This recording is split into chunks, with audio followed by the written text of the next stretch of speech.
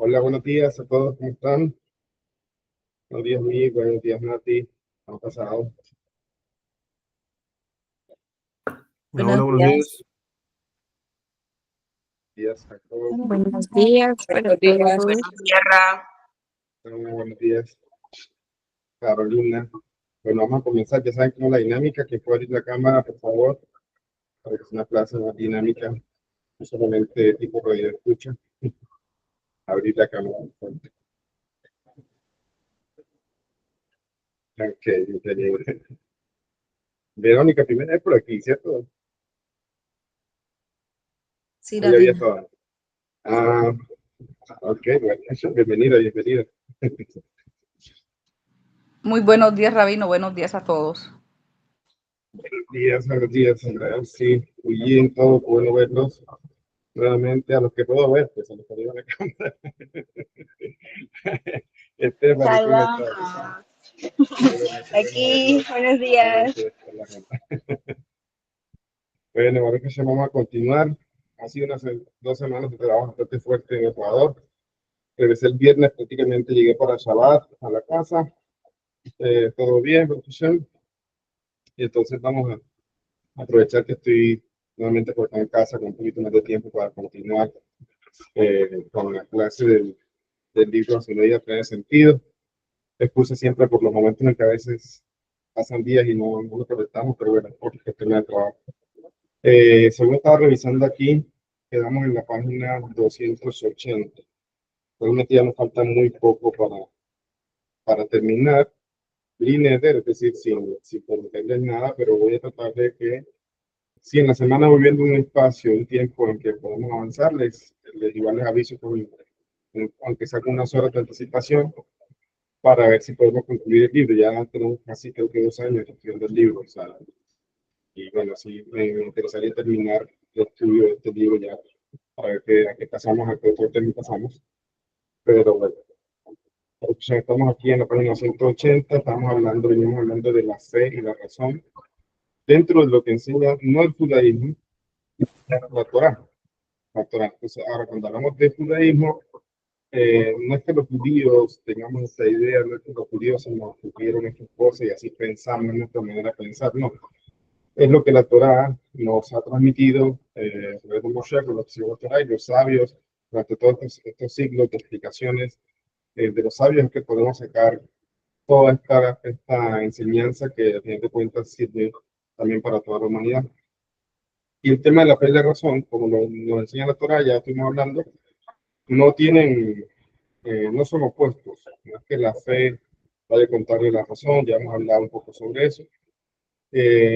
Y ahorita nos vamos a enfocar precisamente en esa parte de cómo reconciliarlo. Bueno, ya sabemos que no son cosas distantes, como nos lo han hecho parecer las religiones, como si ciencia, razón, como si creer o tener fe sea no preguntar, no indagar, simplemente aceptar las cosas. No, realmente tenemos lo que Hashem quiere con la inteligencia que nos dio, con el Sefer que nos dio, es que lo comprendamos a él. Por lo tanto, la razón podría decirse que es el primer paso para la emuná. O sea, se empieza por indagar, por preguntarnos, por conocer, por estudiar, por racionalizar, y llegamos entonces a, a lo que es entre comillas, digo entre comillas porque así se pueden entender, pero la teología, el conocimiento de Dios.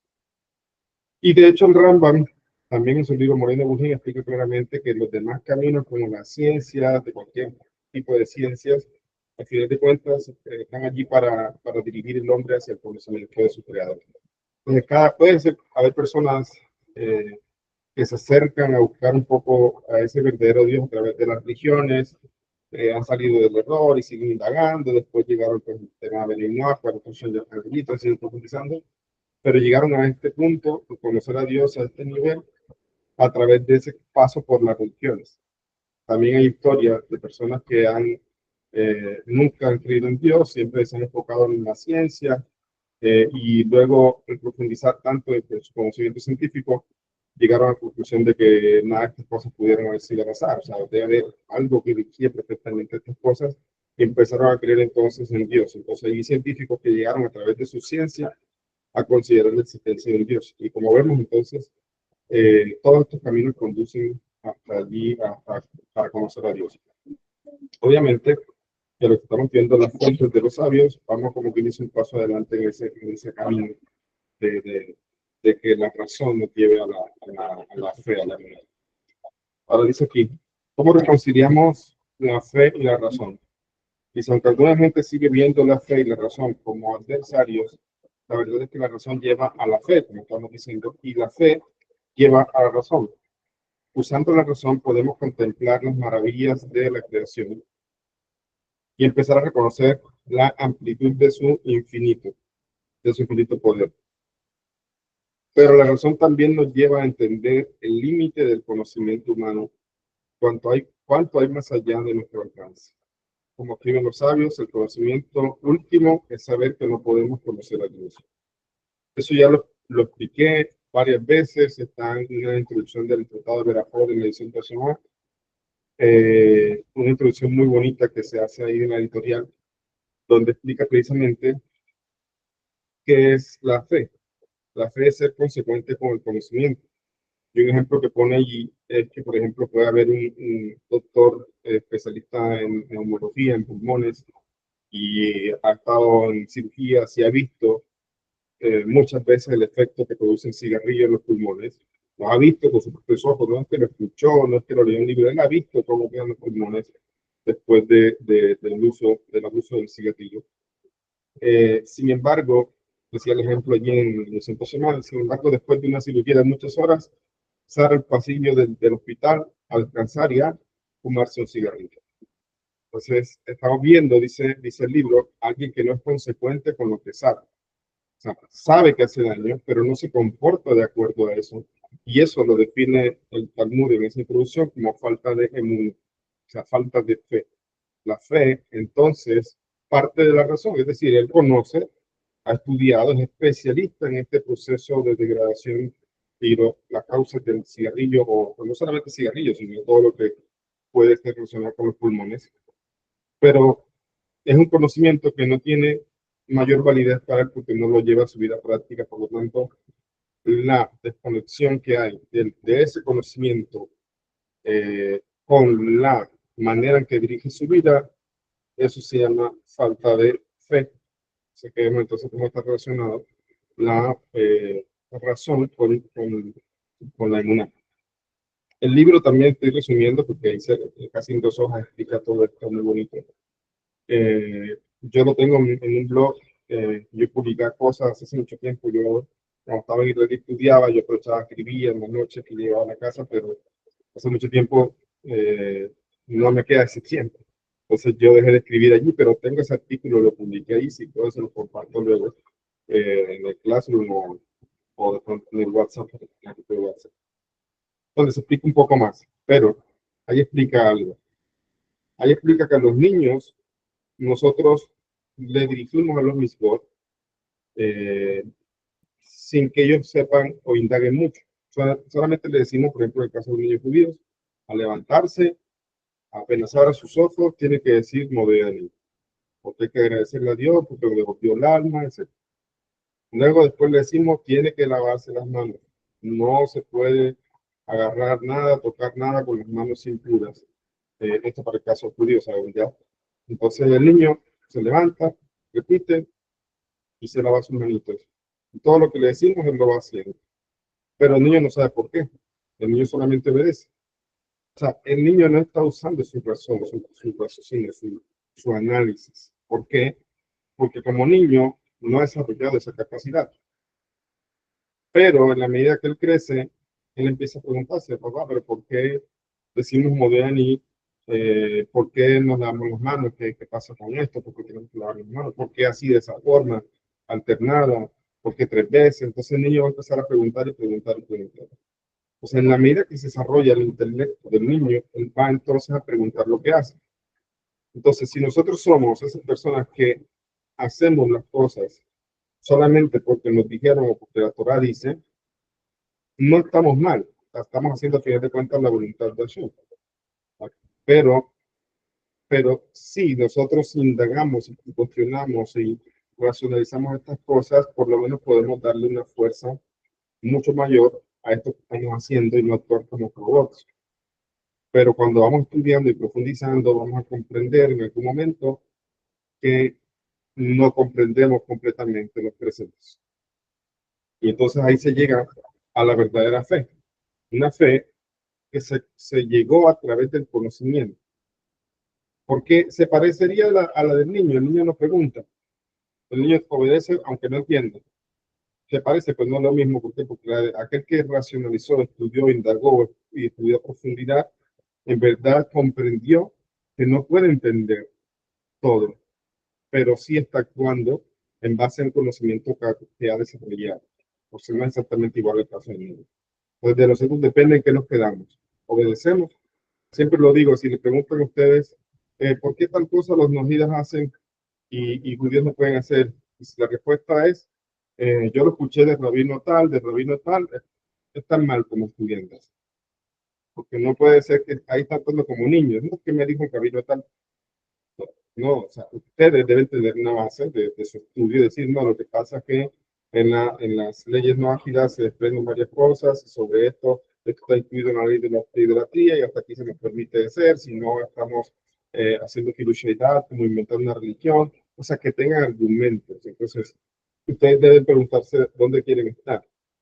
Es normal que estén en un punto alguno donde de pronto no conozcan, están haciendo las cosas, no conocen las razones, ok, pero no sería bueno que se queden en ese punto. Entonces, por eso dice aquí que la fe nos lleva a la razón y la razón nos lleva a la verdadera fe. Dice, pues la fe es la herramienta que usamos para alcanzar la verdad que está más allá de lo que ya conocemos. Por lo que es la razón, por lo que es la razón en última instancia, lo que ayuda a llevarnos a la fe. Y dice después, y la fe nos lleva a la razón porque la fe en Dios nos impulsa a usar la razón. Cada gramo de intelecto y lógica que Dios nos dio para internalizar e integrar nuestra fe, eh, Dios expresamente nos dijo que Él quiere que lo conozcamos. Esto lo leímos ya, lo estudiamos en el libro Kabbalah para las Naciones, donde ahí está escrito de que el intelecto que Hashem nos dio, o sea, todos los seres humanos somos inteligentes, tenemos esa capacidad de ser inteligentes, por eso somos superiores en la creación, somos como quien dice el objetivo que Hashem, por el cual Hashem creó todo. Entonces somos inteligentes. Y hay gente muy inteligente en la ciencia, son personas admirables en su descubrimiento, en lo que hacen. Ok, sí. Pero el libro que la promoción enseña que la inteligencia, el ceje, el intelecto que nos dio Hashem es la razón verdadera para conocer a Dios. O sea que debemos racionalizar, estudiar y conocer a Dios. ¿Okay? Lo demás no es malo, tenemos que también aprender otras cosas que nos ayuden eh, a nuestra parnasá. Un segundito ya.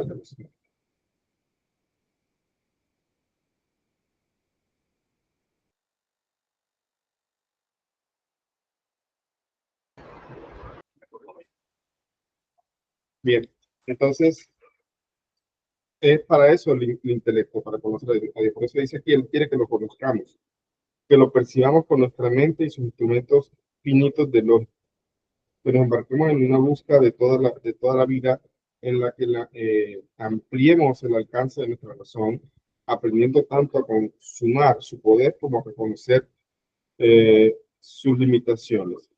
De modo que la fe y la razón son una dinámica poderosa. Reconocemos que la fe no es solo una muleta para el ignorante, puede llevarnos a un lugar que aún la mente más consumada no puede alcanzar. Por supuesto, hay dos tipos de fe.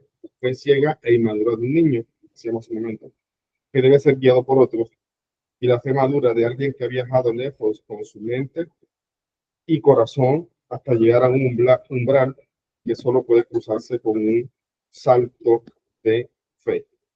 ¿Ven? Entonces, la fe de un niño obedece, por lo menos el acto es importante, es importantísimo que lo hace, pero es inmadura su fe, no entiende por qué, simplemente está guiado por otros. Entonces, ¿qué se espera de eso? Nosotros siempre necesitamos de algún momento una orientación, siempre estamos conectados o hay personas que tenemos que consultar, de preguntarle, pero lo que se espera es que la fe de cada persona madure y, y eso significa que su mente haya comprendido bastante, muchas cosas y entienda al final de cuentas que hay cosas que no llega a comprender y ahí donde se habla de un salto de fe.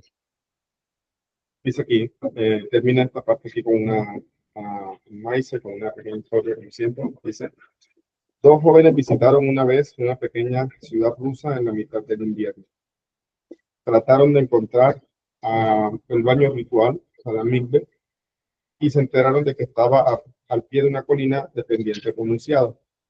Pero la ladera que bajaba hasta el baño, les dijeron, se ponía tan peligrosamente resbaladiza en invierno que nadie la usaba. Nadie salvo un hombre muy especial que iba cotidianamente. Los jóvenes se mostraron escépticos y decidieron seguir a ese hombre a la mañana siguiente. Para su sorpresa vieron que era muy viejo y débil.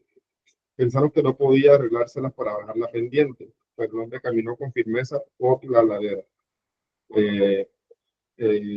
Por la ladera helada, mientras los jóvenes tratando de seguirlo, resbalaban y caían. Vieron con asombro que entraba en la casa de baño. Después, respetuosamente le preguntaron al anciano cómo había hecho para bajar la pendiente cuando uno está atado. Él respondió, cuando uno está atado arriba, él respondió en voz serena, no cae abajo. Bueno, esto es una anécdota que precisamente es una historia que nos muestra la confianza precisamente de la persona en su creador, incluso para hacer una misma. Entonces, este tema de estar atado arriba, ¿cómo se puede entender? De que él entonces arriesgue su vida, no, se está hablando de que una persona que ha logrado atarse arriba, es decir, ha logrado con su intelecto comprender al creador a un nivel bastante alto que le permite tener confianza en él. ¿Ya? Es como, pensemos nosotros, si usted es una persona que propone un negocio y les dice, venga, hagamos esto, y le muestra todas las cuentas y todo pinta bien, ustedes lo harían. Si no conocen a esa persona, solamente le apareció en la calle y les dijo, vengan, hagamos esto, no creo que lo haría. O sea, no es sensato hacer este tipo de negocios con alguien que recién ni lo conoce.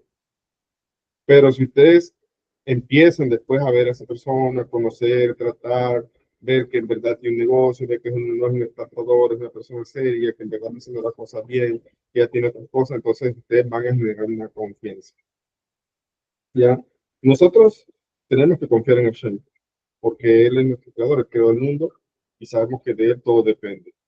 Pero si lo hacemos de esa forma, somos como los niños con una fe inmadura. No, hay que confiar en Hashem, todo es para bien, todo el mundo dice.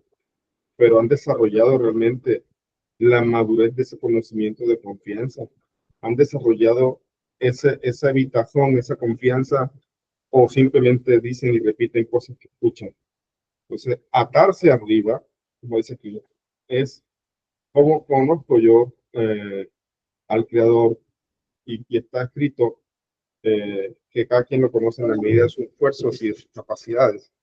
El Rambam explica a su alumno también, el Moreno Eugene, que es como cuando una fuente, un manantial, corre por la tierra, digamos, y riega muchas plantas.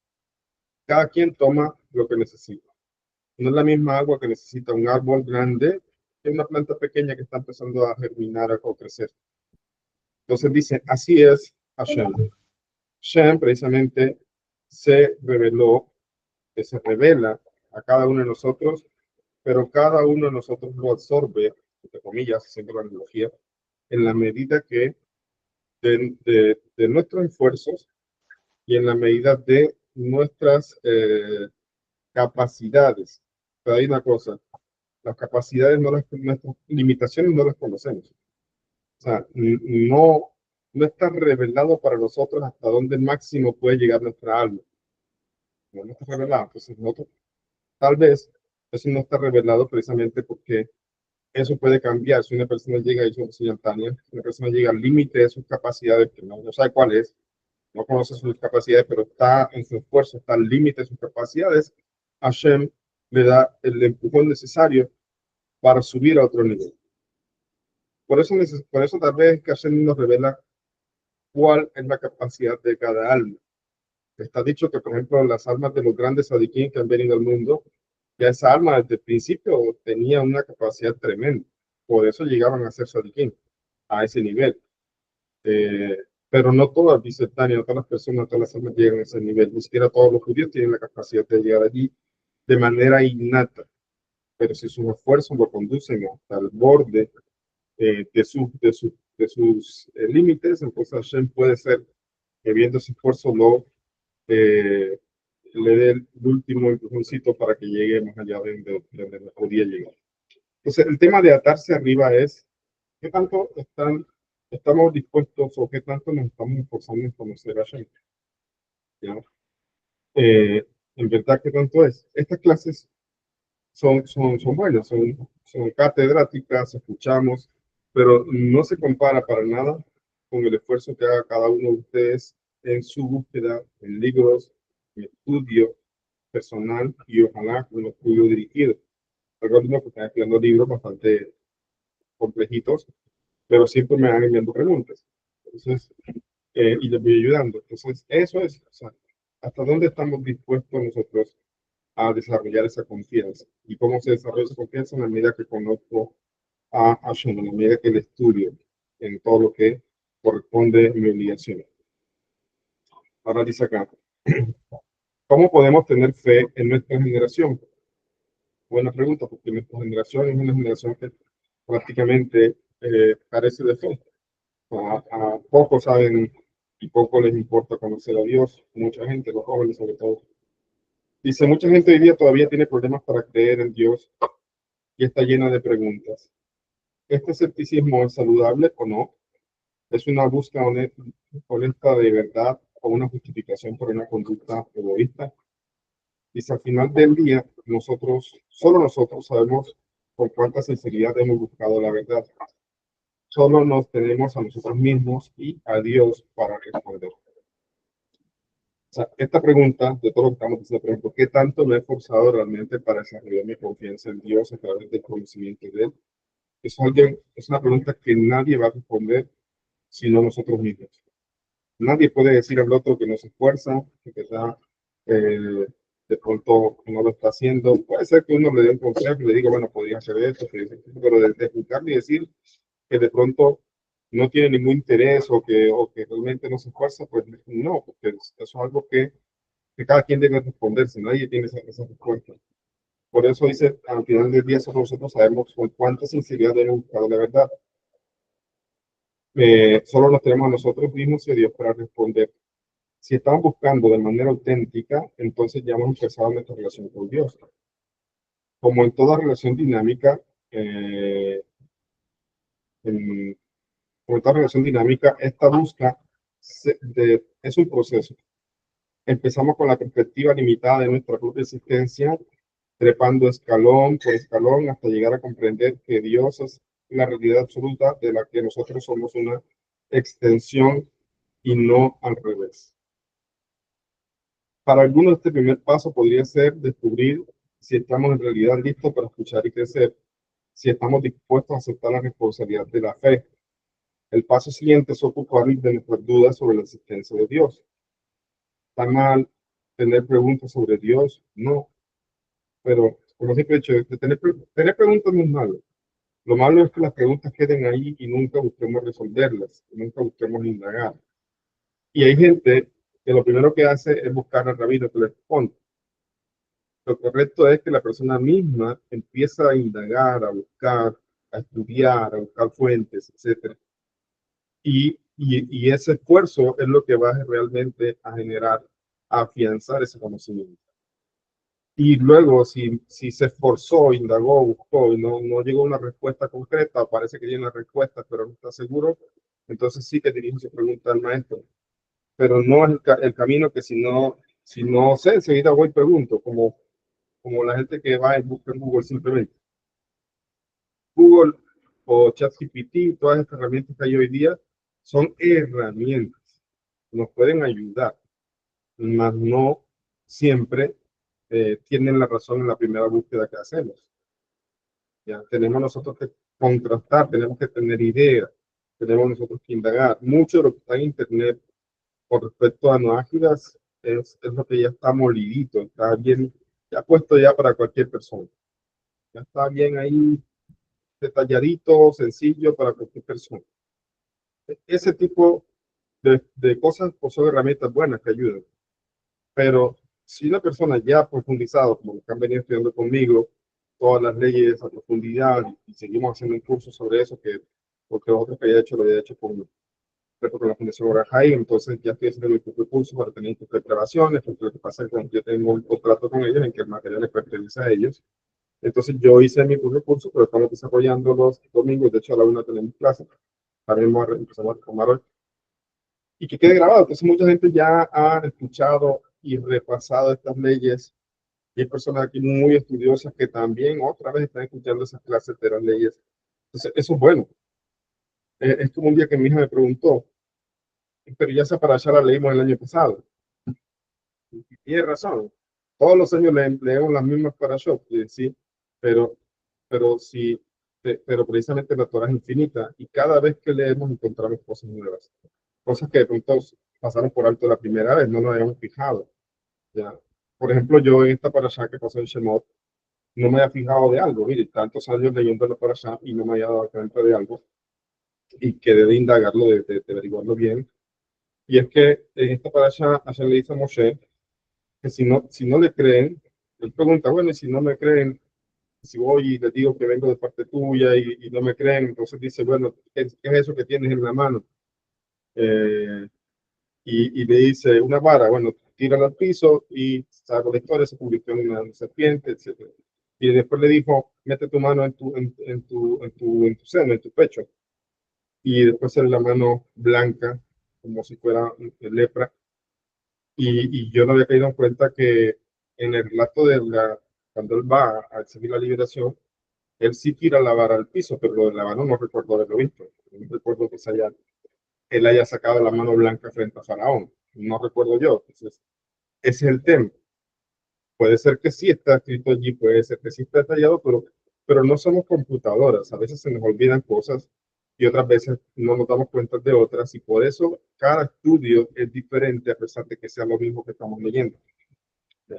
Y, eso precisamente es, es un ejemplo de que leemos siempre lo mismo, pero siempre encontramos cositas que no nos hayamos fijado.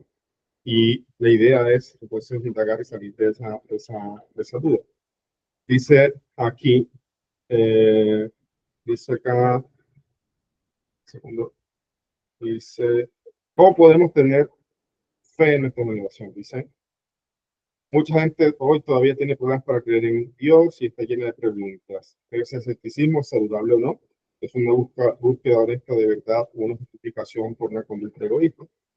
Al final del día, solo nosotros sabemos, con cuánta sinceridad hemos buscado la verdad, y solo tenemos nosotros mismos medios para responder. Si estamos buscando de manera auténtica, entonces ya hemos empezado nuestra relación con Dios. Como en toda relación dinámica, esta búsqueda es un proceso. Empezamos con la perspectiva limitada de nuestra propia existencia, trepando escalón por escalón hasta llegar a comprender que Dios es la realidad absoluta de la que nosotros somos una extensión y no regresa. Para algunos, este primer paso podría ser descubrir si estamos realmente listos para escuchar y creer, y si estamos dispuestos a aceptar la responsabilidad de la fe. El paso siguiente es ocuparnos de nuestras dudas sobre la existencia de Dios. Escuchen, ocuparnos de nuestras dudas. Hay mucha gente que dice, yo no creo en Dios. Y le pregunta, ¿por qué? Ah, no me parece. O sea, en verdad eso no tiene argumentos. No han estudiado. Eh, una vez pasó con una persona que también me dijo eso, una persona no judía, que no creía en eso, que la Biblia decía tal cosa, y ni que has indagado. No, pero es que yo escuché tal cosa, y no, yo dije, tú eres un necio, pero no es una persona que ni siquiera está seguro de lo que dices afirmar que crees. Pero tú dices que no crees en eso, pero no tiene bases. Entonces, lo mismo, cuando la persona tiene dudas sobre Dios, tiene que, como dice aquí, buscar responderlas. Dice, el paso siguiente, ocuparnos de nuestras dudas sobre la existencia de Dios. Debemos intentar unir nuestra fe con la razón, pues solo la razón puede reconocer realmente las limitaciones de la mente y su papel en el proceso de busca de Dios. Después debemos permitir que hablen nuestros instrumentos interiores y sublimes. Sabemos que hay un Dios, así como sabemos que hay un alma, no porque podamos verla o tocarla, sino porque podemos sentirlo. Sentimos los efectos del alma, sentimos su hambre de sentido, su sed de conocimiento y sentimos su satisfacción cuando la alimentamos. Esto lo empezó hablando el libro también, al principio del libro. Recuerde que decía que si una persona llora sin aparente razón, puede ser por alegría, dice esa es su alma expresando agradecimiento.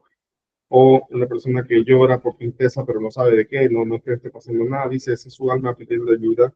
Entonces sí podemos de alguna manera sentir el alma, no con nuestros órganos físicos, pero sí hay algo entre nosotros que realmente a veces se manifiesta.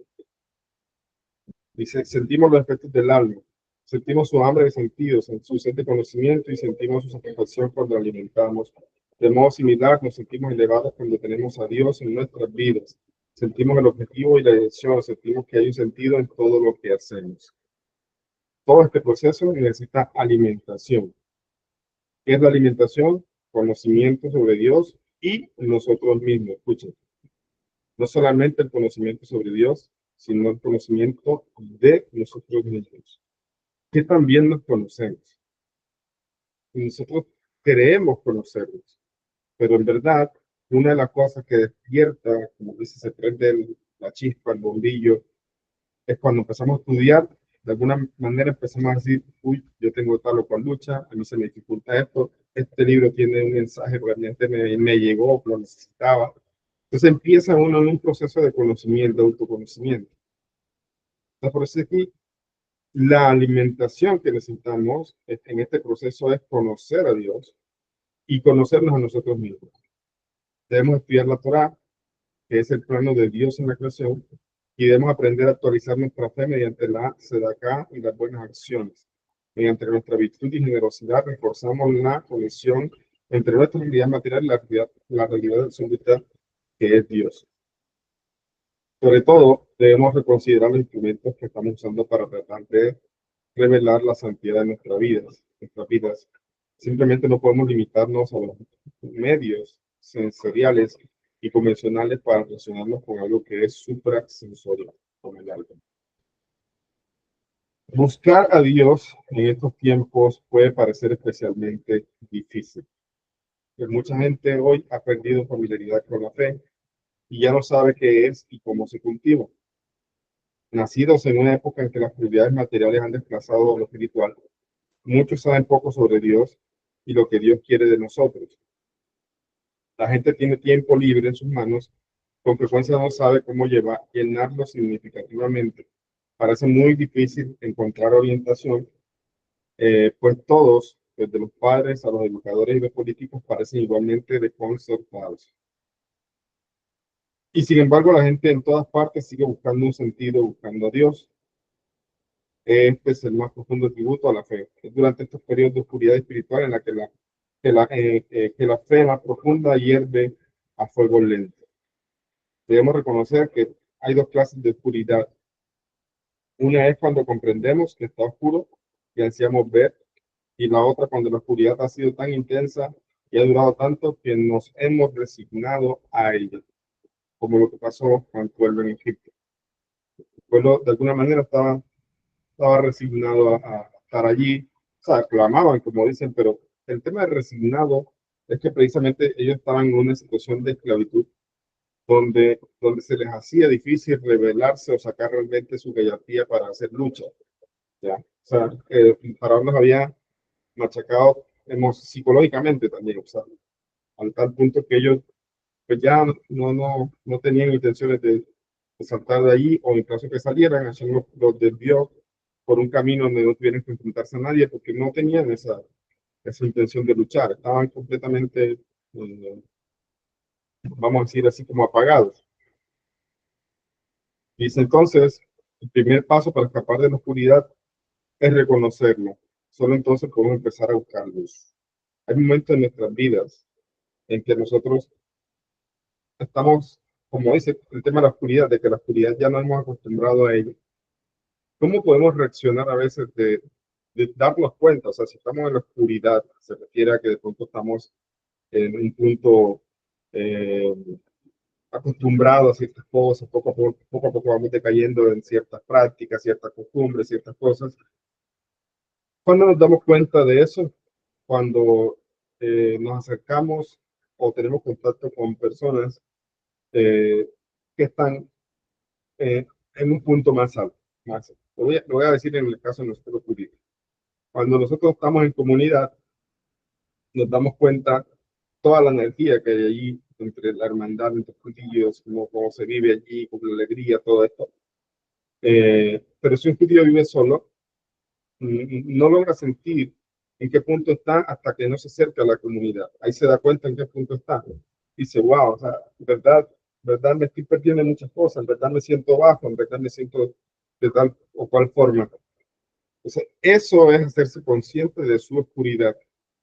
En el momento que él se hace consciente de eso, por lo menos ahora puede empezar a trabajar en tratar de buscar la luz.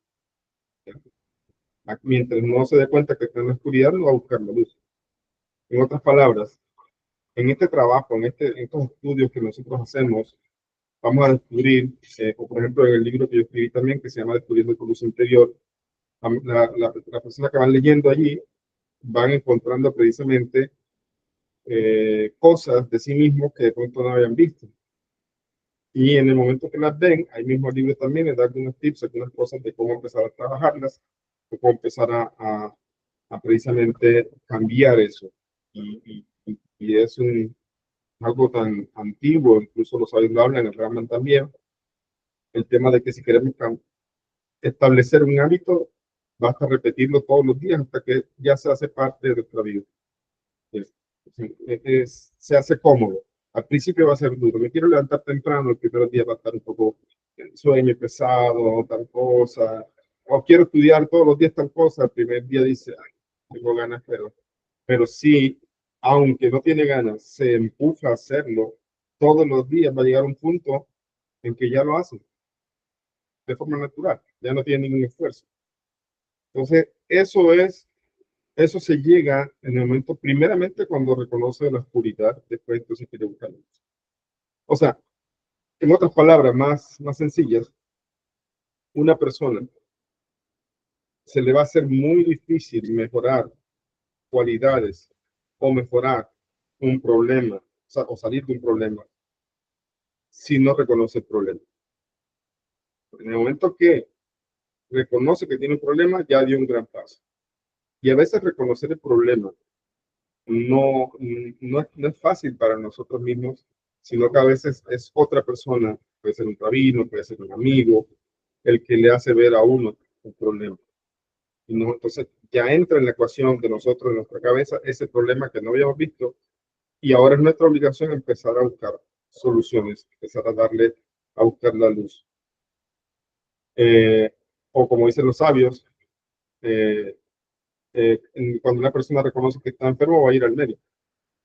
Mientras no reconoce que está enfermo, no le interesa ir al médico. O sea, no siente necesidad. Cuando uno reconoce su enfermedad, va a poder entonces buscar la cura.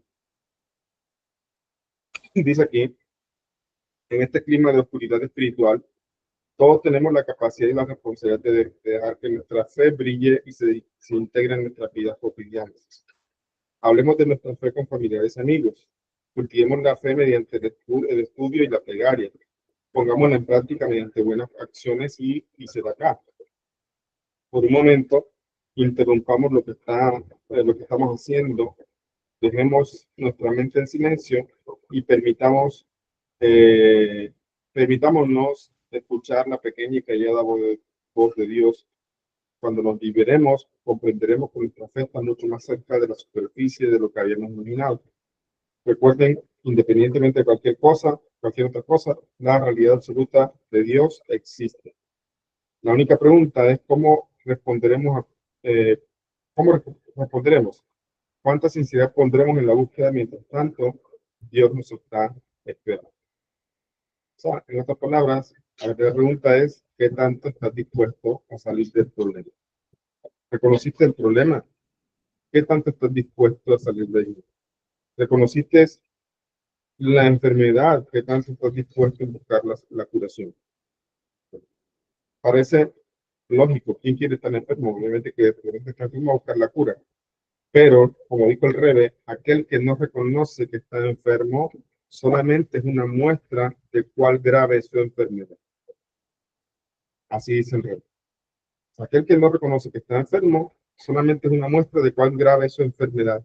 Esto lo dice el Rebe a una persona, un video muy famoso de un judío cristiano que se acercó a hablar con él, escribía libros, un judío cristiano, para hacerle ver a sus hermanas, así se lo explicó al Rebe, la verdad sobre Yeshua. ¿Ya? Es un hombre judío. El judío nunca deja de ser judío, no importa si se vuelve ateo, no importa si se vuelve budista o algo así. Nunca deja de ser judío. Y este hombre se acerca al Rebe a pedirle una bendición y a llevarle uno de sus libros, o sea, miren, lo sabía, a llevarle uno de sus libros al Rebe, porque él decía que él estaba en lo correcto. Y el Rebe le dice, creo que han visto el video, ¿cierto? Han visto el video del que hablo. Sí, lo han visto. Entonces, el Rebe le dice que un judío nunca deja de ser judío. Y que le habló de enfermedad, y él decía, no, yo no estoy enfermo, yo sé lo que estoy haciendo. Entonces, ahí Rebe le dice, cuando un enfermo no reconoce su enfermedad, eso solamente muestra cuán grave es su enfermedad. Y le quitó el libro de las manos y lo tiró a la basura, así enfrente de él. Lo tiró a la basura y le dijo, recibo el libro para que no se lo vaya a dar a otra persona. Mira. Entonces, de ahí sale esa frase. El video, si quieren lo pueden buscar por YouTube. Buscan así como el Rebe recibe a un judío cristiano, algo así, búsquenlo por eso, lo pueden buscar. Creo que tiene subtítulos.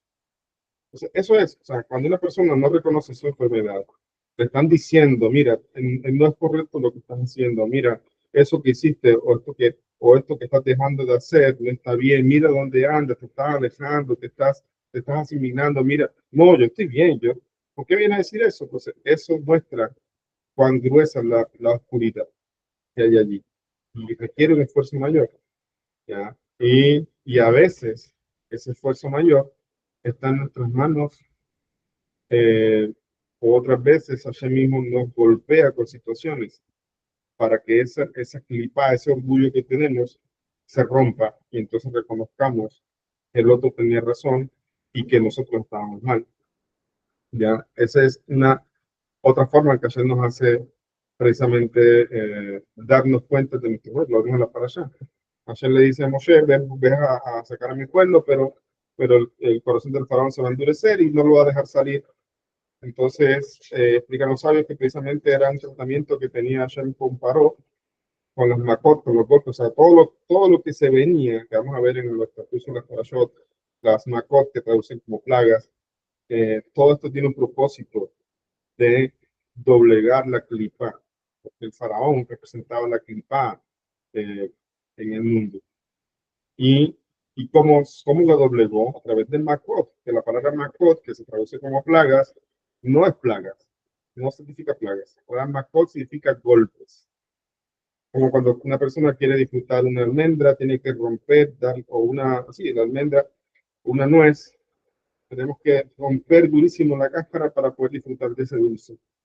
Entonces, de nosotros está en nuestras manos darnos cuenta nosotros mismos de las cosas y buscar corregir y buscar la luz, o esperar que Hashem mismo nos haga a la fuerza darnos cuenta en qué punto estamos. Y solamente así podemos tener la capacidad de poder empezar a buscar la luz. Dice aquí una pequeña historia, como siempre, para terminar el capítulo. Dice, en 1941, el rey y su esposa estaban viviendo en París durante la ocupación nazi.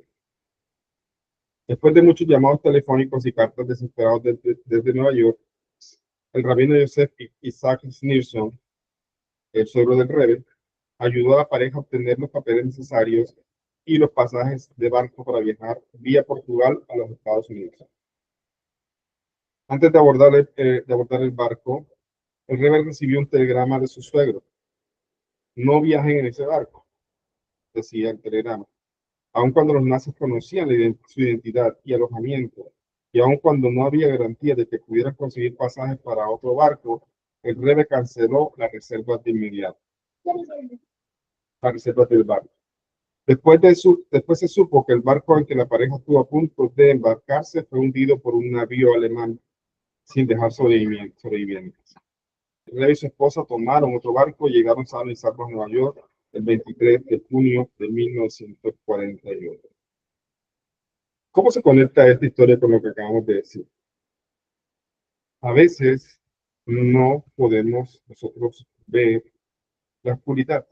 O sea, a veces no podemos ver las cosas, pero Hashem ha dispuesto grandes sadiquín en el mundo que de alguna manera, no es profecía, pero de alguna manera van a ver cosas, o Hashem les permite ver cosas, y nuestra obligación es obedecer. No es lo mismo que yo diga algo que lo diga el rey. Yo no soy nadie. Pero el Rebe era un gran sadik y lo que el Rebe decía había que hacer. Si leen las historias de Baal Shem Tov, hay historias incluso que Baal Shem Tov le decía a una persona que hiciera algo aparentemente ilógico. Y la persona decía, pero Rebe, esto es ilógico, Rebe. Y de alguna manera protestaba, pero al final tenía que hacerlo. Era el Rebe que estaba diciendo eso, entonces se hacía. ¿Ya? Entonces, nosotros hoy, desafortunadamente, no tenemos grandes sadiquín como antaño que uno podía visitar. Y por lo menos sí hay sadiquín todavía, pero no están, digamos, al alcance de todos, que uno pueda visitarles, hablar personalmente, pedir consejo. No es tan fácil. Prácticamente hoy no se ve tanto como otras generaciones anteriores, pero sí hay manera de escuchar, conectarnos con esta sabiduría de los sabios cuando leemos estos libros. Por ejemplo, este libro no lo escribió el rey, lo estamos estudiando, pero está basado en las enseñanzas del rey. Muchos rabinos grandísimos no escribieron sus alumnos, sus enseñanzas. Entonces, en el momento que nosotros estamos aquí estudiando esta enseñanza, nos estamos conectando con el Sadik. ¿Ya? El Sadik está vivo. O sea, los Sadikim siguen vivos. Físicamente no están. Físicamente ellos desaparecieron de esta existencia física hace algún tiempo, otros mucho más tiempo, pero su alma está viva y sus enseñanzas siguen vivas. Entonces, en la medida que una persona estudia este libro o cualquier otro, por ejemplo, cuando uno estudia, en el caso del judío, el Shulchan Aruch, nos estamos conectando con Rabbi Yosef Karo y con el Ramá también, que está su opinión ahí, pues, el Shaf, Otaz, Shiftei Cohen, que son comentaristas. Estamos conectándonos con el Sadik. Cuando estudiamos las enseñanzas del Rambam, estamos conectándonos con el Sadik. ¿Ya? Y estamos, de alguna manera, obteniendo esa luz a través de ellos, esa luz que ellos bajaron en este mundo. Entonces, ¿cómo se puede ver esta historia? Por ejemplo, aquí el Rebe recibió un telegrama de su suegro, que fue el Rebe anterior, y obedeció. Esto que tenemos nosotros aquí en nuestras manos y muchos otros libros son telegramas de los sadiquín. Aquí está escrito tal vez lo que necesitamos, tal vez no está escrito lo que necesitamos. Nuestra esfuerzo está en saber cómo podemos aplicar eso a nuestra vida, porque no es lo mismo la vida de por acá de José Ulises que la vida de Edgardo. No es la misma la vida de Hannah que la vida de la señora Elsa. Cada quien tiene una vida con retos, con luchas distintas, y es allí donde cada uno de nosotros debe entonces utilizar su razón para comprender y estudiar todas estas cosas y poder entonces encender la linterna que tenemos en la mano para poder caminar y no equivocarnos tanto. Y ya termino con una historia pequeña que escuché, es pequeña pero muy profunda. La escuché, dicen también los sabios que es bueno mencionar la persona de la que uno escuchó la enseñanza, incluso que es una persona que ya no está en este mundo, pero yo esto lo escuché del rabino Mordejai Seba. Le conocí en Ecuador, en Guayaquil, estaba en la comunidad. Él es un mashguía de vinos. Yo soy mashguía, o sea, hago supervisión de otras cosas, él hace de vinos. O sea, un trabajo bastante interesante, complicado y bastante las cosas. Y él, yo salía al rezo de Arbitz, y me habían varios israelí, me dijeron que me quedara, que iban a hacer como un asado, y bueno, yo no he ido por ese plan, yo fui para rezar, llegué corriendo para poder rezar el rezo de mi High Beat, el rezo de la primera noche. Pero me dijeron que me quedara, que iban a hacer algo allí. Entonces, bueno, nos quedamos compartiendo un rato, nos alegrándonos. Había un argentino que hizo asados. Y este rabino, Mordejai, muy agradable él, cuando estábamos ya en la mesa comiendo, dijo algo que me impactó. Y parece una enseñanza sencilla, pero él enseñaba que la vida tiene altibajos. Esto lo sabemos todos, esto no es un secreto. Todos sabemos que a veces estamos bien, otro día amanecemos con todas las ganas de ponerle todo el empeño y nuestro esfuerzo en ser mejores personas, en ser mejores en la vida, ser mejores judíos. Otras veces estamos como apagados, un poco deprimidos, necesitamos que nos empujen. La vida no es igual todos los días. Por eso el verso entonces nos enseña que somos juzgados todos los días, porque cada día es diferente. El reto de nosotros es hacer que cada día para nosotros sea diferente, que superemos a veces esas cosas y estemos con mejor actitud a pesar de las cosas. Entonces decía, esto se parece a esa, yo no sé el nombre del término médico, pero a ese aparatico que le colocan a las personas que están en los hospitales, que están de pronto en coma o que están muy mal, que va haciendo el tema de los latidos del corazón. ¿Sí lo han visto? Sí, sí, así es la vida, sube y baja, ¿cierto? Esa pantalla muestra lo que es la vida.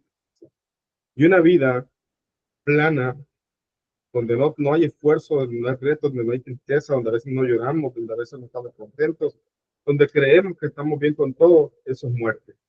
Tal como la gráfica, plana. Cuando cesa el movimiento del corazón, la gráfica se hace plana. Entonces, en verdad, existe para algún ser humano en este mundo esa gráfica plana, ¿verdad? Alguien puede decir, lo tengo todo y ya no necesito nada. No, incluso gente tiene mucho dinero, pero tiene otro tipo de sufrimientos. Otros no tienen mucho dinero, pero son felices con lo que tienen, pero también tienen aflicciones. O sea, entonces, este mundo está construido de esa forma. Todo aquí es sube y baja. O sea, no lo vemos en la parasha Vayeshev, que se asentó Jacob. Dice, ya, por fin tengo a mi familia reunidos, voy a sentarme a descansar. ¿Y qué pasó? Hashem hizo que su hijo Yosef fuera vendido y llegó uno de los sufrimientos más grandes de Jacob. Entonces, de ahí dicen los sabios que Jacob pensó, voy a sentarme a descansar mis últimos años. Y dice los sabios, el mundo no es para descansar. El descanso ya vendrá en su momento, pero este mundo es un mundo de retos, un mundo que estamos subiendo y bajando. Ya. Entonces, no existe realmente una persona que su gráfica esté plana, pero a veces en nuestra mente sí parece plano. Es decir, cuando nosotros mismos no nos esforzamos, simplemente ya estamos con lo que tenemos, a veces no nos conformamos, etcétera. Entonces ahí se hace plana. Eso es muerte. Eso es muerte. La muerte es plana. Pero en cambio la vida es de altibajo, la vida es de arriba a abajo, de estar luchando, de estar subiendo, de estar bajando. Entonces dice, eso es vida. Estar aparentemente sin esfuerzo, eso es muerte. Estar aparentemente con todo conforme, en verdad digo aparentemente porque nadie en el mundo puede decir que todo está conforme, pero mentalmente se puede sentir conforme. Entonces eso es muerte. Entonces es donde está ahí se conecta esto justamente porque tenemos nosotros que primeramente mirar dónde estamos, como cuando Hashem le dijo a Adán, a Yeka, traducen dónde estás, hacia dónde te inclinaste. Nosotros deberíamos hacernos esa pregunta todos los días y cuando reconocemos esas cosas, procurar entonces mejorar. Y a veces el contacto con otras personas, contacto físico, me refiero a la cercanía, no el contacto físico pues, de tocarnos, pero sino la cercanía. O sea, no es lo mismo esta reunión que si estuviéramos todos juntos, créanme que no. Imagínense si estuviéramos todos juntos en un salón, estuviéramos ahí contentos, estuviéramos cada quien hablando, compartiendo. Hay momentos que uno está hablando con el otro con el otro, y así, porque eso lo hemos vivido en el apartado cuando voy a estar la comunidad. Entonces, esto es bonito, pero estar en cercanía te va a hacer, como decimos acá, como moverte, como que te empuja, como que dice, pregúntate dónde estás. Y eso nos enseña también Rahman en los refinamientos del carácter y Nicole de Oz. Dice que precisamente somos seres sociales para trabajar en lo que es el refinamiento del carácter. Y aquel que ha refinado su carácter y vive solo, pues de nada le sirve. Sí, cerramos. Entonces, bueno, esa es la enseñanza. El punto es, terminamos el capítulo 25 de la fe y la razón. Y el punto es que tenemos estas enseñanzas para nosotros apegarnos, estudiar, profundizar y de esta manera encender una luz que nos permita cometer menos errores y, y poder entonces entender dónde estamos y poder avanzar en eso. Quedamos en el capítulo 26, al inicio del capítulo 26, que vamos a hablar sobre la unidad o la armonía entre el hombre y Dios, página 285. ¿Okay? Bueno, preguntas. Aquí levanto la mano Jacob y su esposa. Adelante. Buenos días a todos. Muy interesante la plática.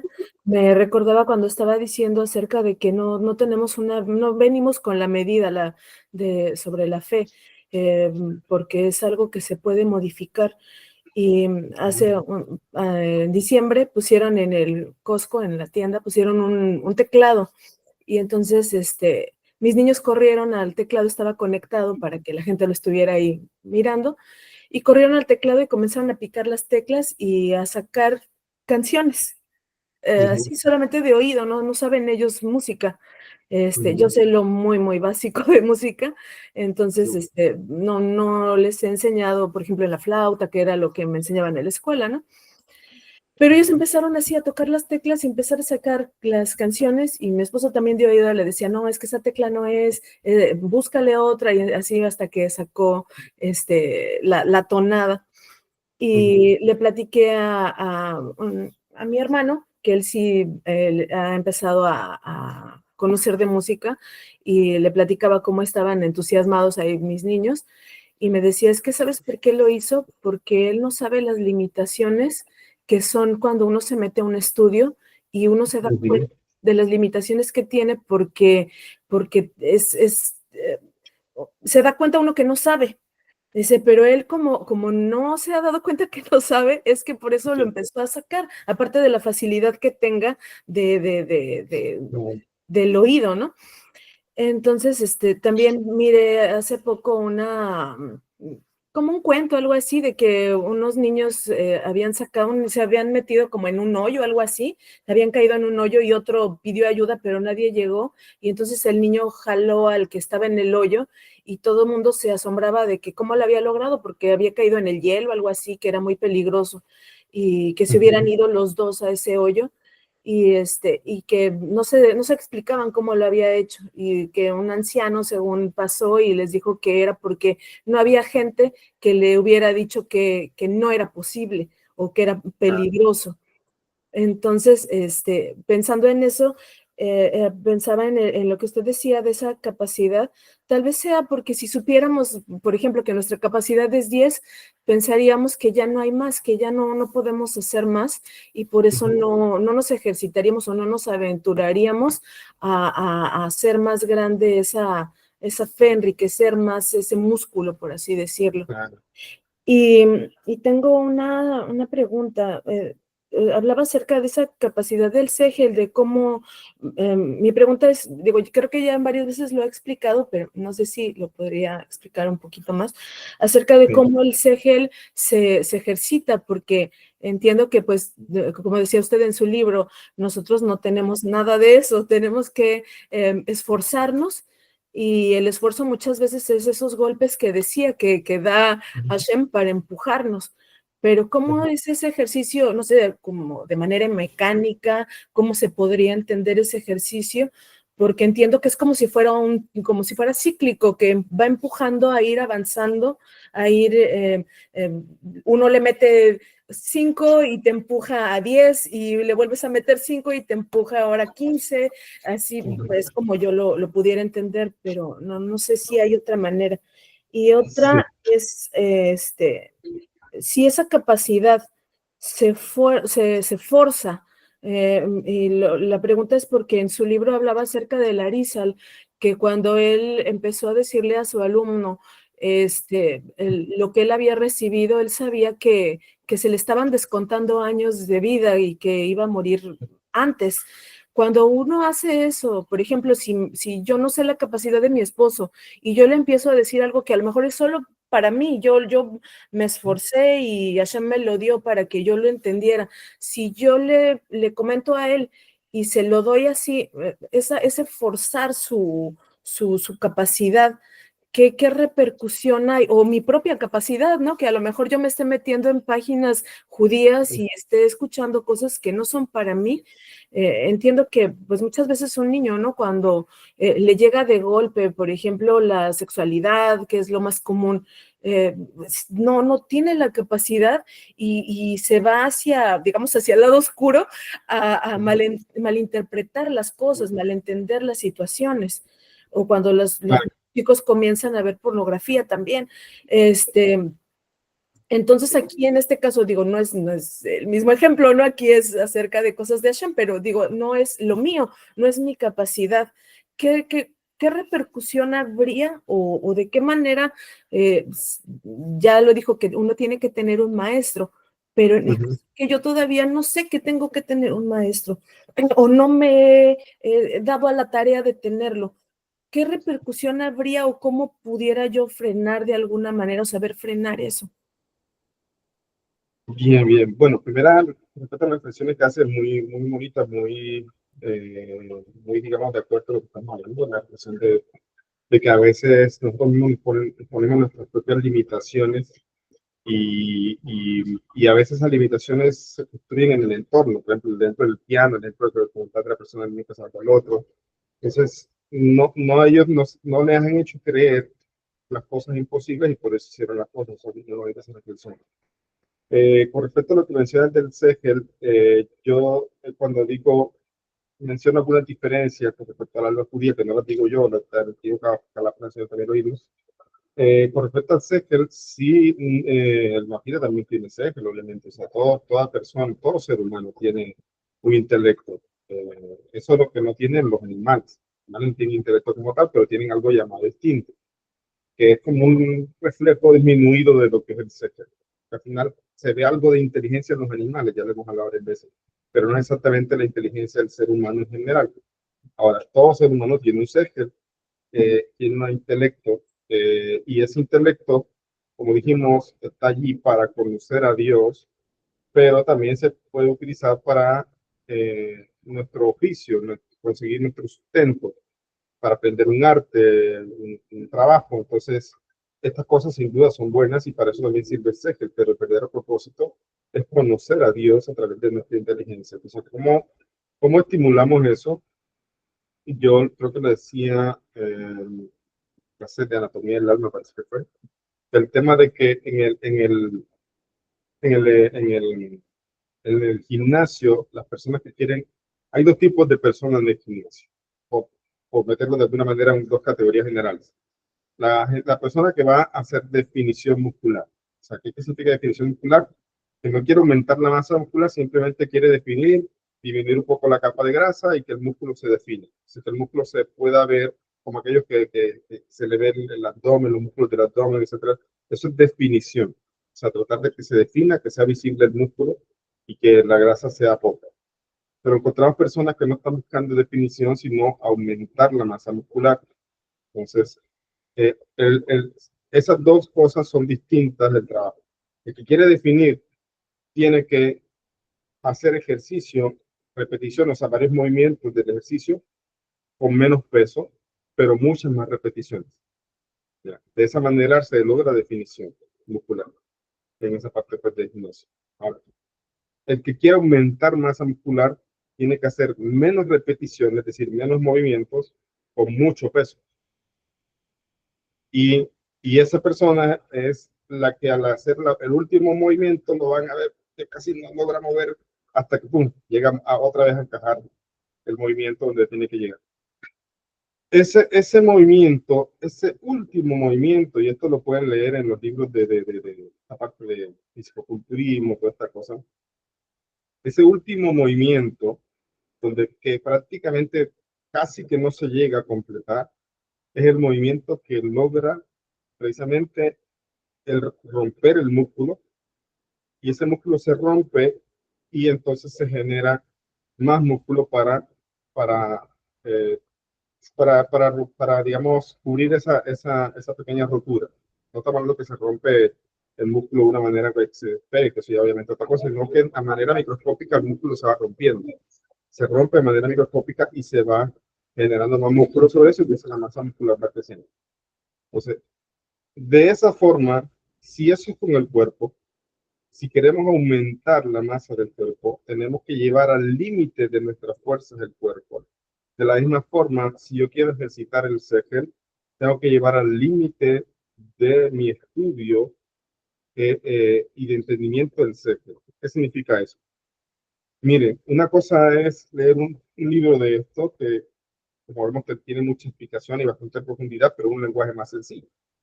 Y otra cosa es sentarme a leer un libro, por ejemplo, como de Ética Universal.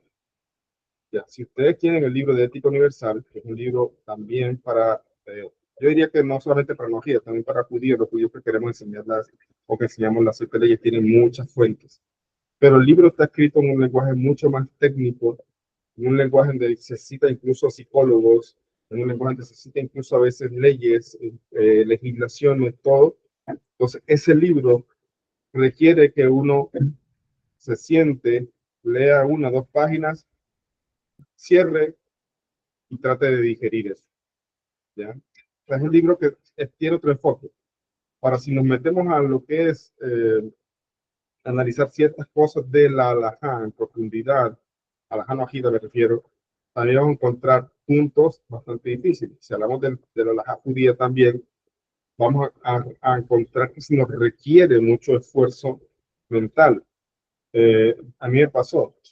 Yo cuando estaba en el college ya contaba esta historia muchas veces, pero como siempre llegan alumnos nuevos, repito a veces las historias, porque para mí fue mi primer momento de enseñanzas cruciales. Y yo recuerdo que yo le dije a mi rabino una vez, estábamos estudiando Tarugot. Tarugot es uno de los temas más difíciles en la halajá judía, que tiene que ver con las mezclas de otras de diferentes cosas, no es carne con leche, sino de otras mezclas prohibidas por la Torá. Entonces, es un tema complejo.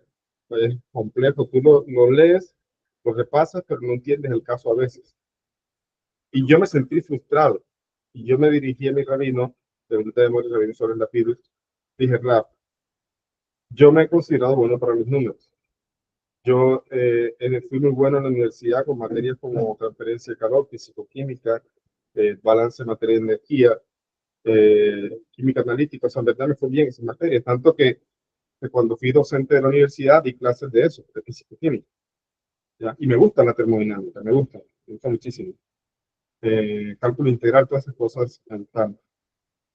Y tuve la fortuna de a nivel nacional quedar a nivel cuarto de las mejores notas de ingeniería de alimentos. Me acuerdo que salí incluso en un periódico, me entrevistaron en el Ministerio de Educación, una época muy bonita de la universidad. Y siendo humilde, me sentía, eso decía yo, me sentía como capaz con estos temas que parecen ser difíciles.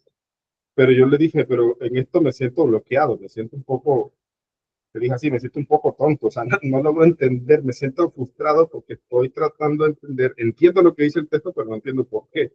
Y entonces él me dijo algo, él me dijo, se sonrió y me dijo, lo que pasa es que el conocimiento de la Torah es superior al conocimiento secular y requiere mucho más esfuerzo.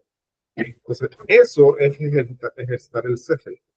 Entonces, cuando una persona se sumerge en la profundidad de sus 7 leyes, en el caso de ustedes, y entender de profundidad muchas cosas de las leyes, va a tener momentos para tener que detenerse y sentarse y tratar de asimilar, repetir y tratar de preguntar, de pedir orientación. Eso es ejercitar el Sehel en ese punto, a tal punto que precisamente genere mayor capacidad.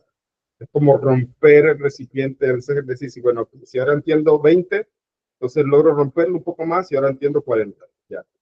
Entonces, de esa manera se ejercita el Sehel. O sea, yo puedo decir, soy noajida, yo ya sé mis 7 leyes, leo artículos por aquí, escucho rabino tal, escucho otra cosa. Está bien, no estoy diciendo que eso esté mal, pero va a ser muy diferente al noajida que se sienta a estudiar con los libros, a ver las fuentes y indagar sobre esas fuentes y preguntar. Tengo alumnos, como les digo, que me preguntan sobre esas fuentes del libro. O sea, no me preguntan lo que dice el libro, me dicen que el Rambam dice de cosas, que Nachmanides dice esto, que el otro. ¿Por qué dice esto Nachmanides? Y por qué, por ejemplo, con el tema de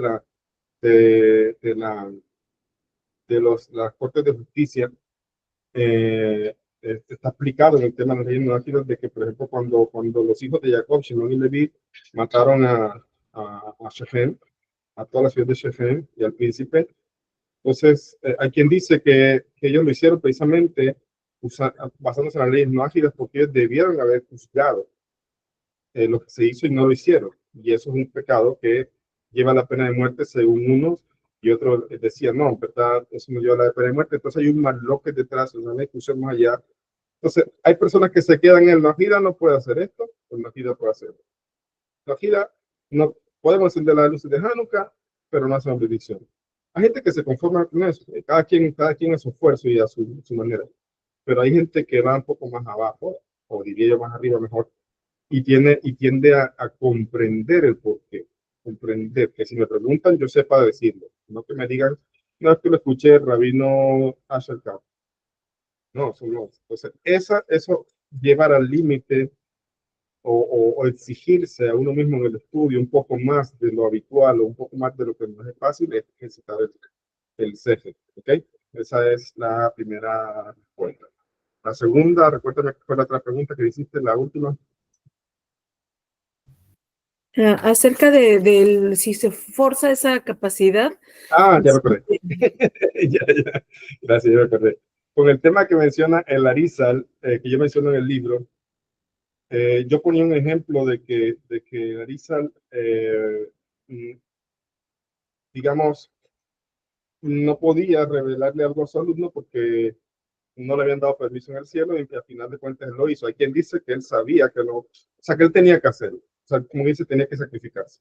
No fue que él se equivocó, sino que él tenía que hacerlo, sabía las consecuencias, pero tenía que hacerlo. Pero de ¿qué menciono yo en el libro con eso? Menciono es que sí, es cierto que uno tiene que mirar a su auditorio. O sea, yo puedo ponerme aquí y enseñarle un montón de cosas que van a deslumbrarlos, van a escuchar un montón de cosas profundas, pero salen de clase y dicen, no entendí, la verdad. Estuvo buenísima, Rabino dijo cosas muy profundas, pero no entendí nada. ¿Ya? Entonces, en verdad, eso no es educar, porque yo tengo que, uno siempre, y eso aplica en todo, por ejemplo, si ustedes van a una conferencia, ustedes están invitados, ustedes son, no sé, ingenieros industriales, por ejemplo, y ustedes como ingenieros industriales van a dar una conferencia a una clase de, ¿qué sería? Pongámosle, de medicina. El auditorio, todo el que está en el auditorio es medicina, y el que está al frente es un ingeniero industrial. ¿Está bien eso? O sea, no, él tiene que, el auditorio tiene que saber a quién van a recibir y el que va a tener al frente a su auditorio tiene que saber quién es su auditorio y cómo poder abordarlo, cómo poder enseñarles. O sea, entonces tiene que, y si son de medicina, digamos que son doctores, pues ya acaso son autores de medicina, las personas de medicina, ok, sí, pero no es lo mismo que él tenga personas de primer año de medicina que tenga personas del último año. Va a tener que hablar de maneras diferentes. Entonces, mi ejemplo con eso en el libro es que sí, es cierto que uno tiene que tratar de explicar las cosas de acuerdo a la capacidad de otra persona. No capacidad intelectual, sino lo que él puede comprender en su momento.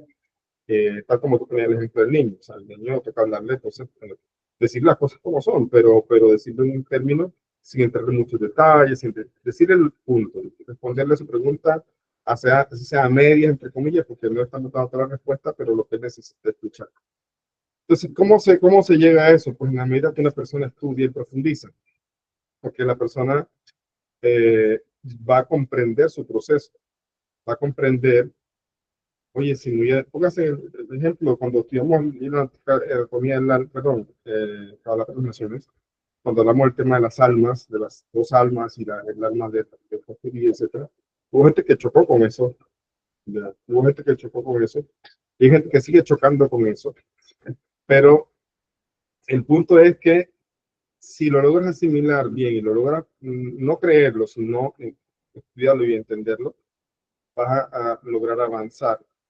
Entonces, cuando uno avanza en ese proceso, que uno conoce su proceso, uno más o menos entiende, uy, a mí esto me dio difícil, voy a abordarlo de tal o cual forma. O sea, cuando tú conoces tu proceso, tú vas a poder entonces saber cómo dirigirte a la persona que tienes al frente, porque ya tú pasaste por allí. Entonces vas a poder, se consigue con el conocimiento y con la experiencia, pues tú vas a saber cómo dirigirte a la persona de acuerdo a sus a la capacidad de comprensión del momento. Y sí se le puede forzar un poquito para ayudarlo a crecer, pero no choquearlo tampoco, eso no es forzarlo, eso puede producir lo contrario, que la persona se quede hasta ahí. ¿Okay? Bien, por último tenemos la mano de Edgardo levantada, adelante Edgardo. Buenos días, Shalom. Gracias, Buenos Rabino, días. por su clase. Bueno, tengo una pregunta referente a los Makot. Hay un tratado talmúdico dedicado a eso. Uh-huh. Quisiera saber, en nuestra generación, cómo se aplica toda esta área de la Torá, al menos en la comunidad judía. ¿Cuál área exactamente? Los Makot. ¿Te refieres al tratado de Makot o lo que estamos hablando sobre Faraón? Sí, exacto. O sea, estoy asociando las plagas que las mal traducen como plagas, que en realidad en hebreo es Makot, pero que en realidad son reprensiones. Pero modernamente, en las comunidades judías, ¿cómo se aplica este tipo de pena? Bueno, son dos cosas diferentes. Lo que estamos hablando al hacer el estudio de lo que estamos comentando de la parasha de los Makot. Pues como vemos ahí, evidentemente no es una pena que ejerce la comunidad judía contra los judíos. Son decretos que Hashem mismo está enviando. Como sabemos, las plagas o las Makot fueron enviadas por Hashem. Entonces no es como que es parte de un proceso judicial en el que se le detiene a una persona a golpes o algo así. Pero la palabra Makot es como golpes. Entonces, por eso decía, hablar del tratado del Makot es otra cosa. El tratado de Makot sí habla precisamente de penas por las que el Sanedrín imponía golpes, pues, azotes a una persona. Entonces, eso es diferente al caso de la plaga de Faraón. Diferente, ¿por qué? Porque una lo estaba dictaminando el hombre y otras venían directamente de Hashem. Pero digamos que en qué se parecen, en que al final los golpes hacen reaccionar a la persona, así como Paró al final reaccionó.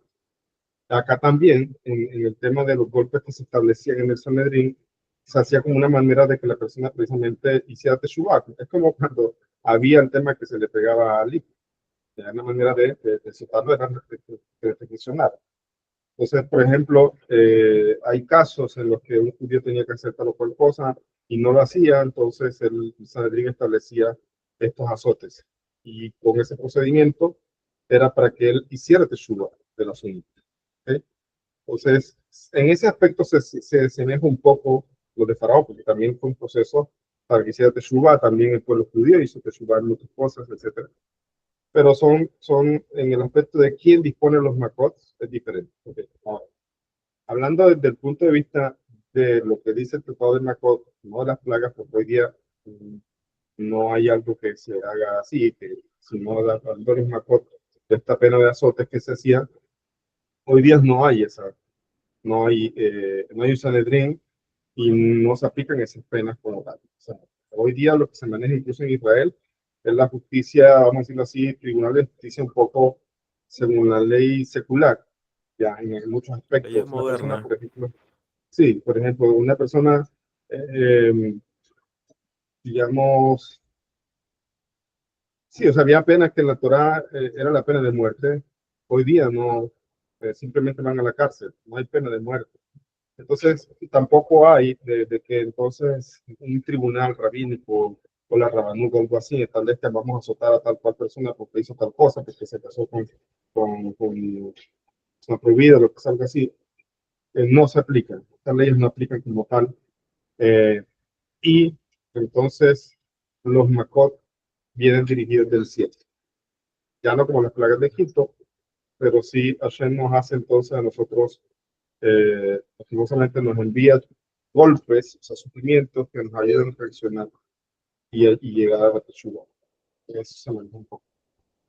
Sí, Rabino, disculpe, también el Ramban habla algo de eso en la Mishneh Torah. Sí. Entonces habla del estudio de la Torah, el que, o sea, apenas como dentro de los grupos de estudiantes de los rabinos. Entonces eso, cuando él hablaba, cuando el Ramban explica eso en la Mishneh Torah, se refiere a cuando el templo sea reconstruido, cuando venga la redención. ¿Se está No, mira, refiriendo a eso el Ramban? no, el Ramban, sobre todo Mishneh Torah, que también se conoce como ya Hasaká, es un libro que es muy bueno estudiarlo porque nos da como una radiografía general de todos los que es la Torah. ¿En qué sentido? Por ejemplo, si nosotros como judíos nos vamos a Shangar, vamos a encontrar nuestras leyes y las leyes actuales, o sea, cosas tipo celular, cosas que de pronto no podemos ver en Shabbat, etcétera, actualmente, o las lámparas LED, todas estas cosas. En cambio, él no vas a encontrar allí muy explicado leyes precisamente sobre la pena de muerte, cómo se hacía, o sobre los cuarín, cómo tenían que hacer el servicio, porque son mandamientos que están como suspendidos por el momento precisamente porque no hay templo y la que una no se está cumpliendo, porque o sea, el sacerdocio no se está cumpliendo como debería ser, porque a pesar de que hay sacerdotes, no hay un templo donde se hace esa labor. Además, hay muchos mandamientos que dependen de la tierra y de que todo el pueblo esté en la tierra de Israel, etcétera, etcétera. Entonces, pero ¿por qué estudiamos el Mishneh Torah? Porque el Ramban, que de hecho cuando estudió el Mishneh Torah, eso fue mucho antes del Shulchan Aruch y de los libros de Halajá modernos, él lo que hizo fue poner de manera práctica todos los mandamientos de la Torah, sin importar si se aplicaban hoy día o si se seguían haciendo hoy día o no. Incluso el Ramban habla de la ley de Sotá, el Ramban habla de las penas de muerte, cómo se hacían, el Ramban habla de lo que tú estás diciendo, de los Makot, que es, de hecho explica eso en la ley de Sanedrín, de Mishneh Torah, donde habla precisamente cómo era que se aplicaban esos golpes, que tenía que haber un médico allí, que qué pasa si una persona le dijeron que le iban a dar 20 azotes y de pronto el que estaba azotando por error le dio un 21. Entonces, ¿qué pasa con eso? ¿O le dio menos? O sea, el Rama se expande, se amplía todo este tema, porque su objetivo es hacer precisamente llevar a la práctica cómo se hacían todos estos mandamientos cuando todo se cumplía. ¿Ya? No está hablando a futuro de cuando llegue se construyó el templo, está hablando de cómo se hacía todo esto cuando el pueblo de Israel estaba en la tierra y cuando estaba el templo en pie. Entonces, hoy día muchas cosas no aplican, pero las estudiamos porque precisamente eso nos ayuda a entender de manera general la Torah, aunque algunas cosas no se estén practicando hoy día. ¿Okay? Excelente. Gracias. Buenísimo, gracias a ti, Edgardo, y tenemos por aquí a Stephanie. Con Stephanie terminamos. Adelante, Stephanie. Shalom, Rab. Sí, quería darle las gracias por la clase y también la bienvenida a los compañeritos de Perú, que es ahí está Claudio, Verónica, José Ulises, Jenny, ya que ya la conoce. Así es que muchas gracias, Rab, por su tiempo y el espacio también. Gracias. Gracias a ti también y gracias por invitar a tus compañeros, tus amigos de Perú. Bienvenidos cuando quieran. Tenemos otras clases, tenemos otros cursos también. Si quieren entrar, le escriben a Stephanie y ella les avisa también sobre el curso que estamos haciendo a la 1 de la tarde. Y bueno, ya le damos información, pero bienvenidos siempre que quieran. Ok, chicos, vamos a dejar allí. Les deseo a todos una excelente semana, todo lo mejor, muchas bendiciones. Muchas gracias por las preguntas, siempre muy buenas y siempre dejan mucha enseñanza también. Chao, chao, que pasen buena semana. Ra, muchísimas gracias.